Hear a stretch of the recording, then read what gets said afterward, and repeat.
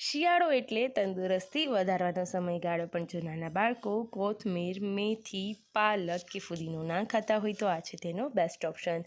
મોટા મિક્સિંગ બાઉલમાં એક વાટકા જેટલો ઘઉંનો જાડો અને ઝીણો લોટ લેશું. ત્યારબાદ તેમાં મીઠું, શેકેલા જીરાનો પાવડર અને મરી પાવડર ઉમેરીશું. ત્યારબાદ ભાજીઓમાં હું અહીંયા કોથમીર, મેથીની ભાજી, થોડી એવી પાલક, થોડો એવો ફુદીનો, આ બધાને ધોઈ ઝીણા સમારીને ઉમેરી દઉં છું.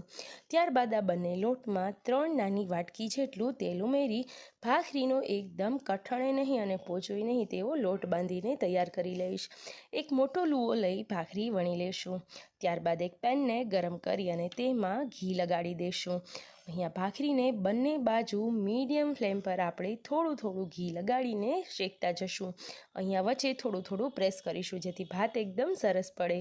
તો તૈયાર છે આપણી મસાલા ભાખરી.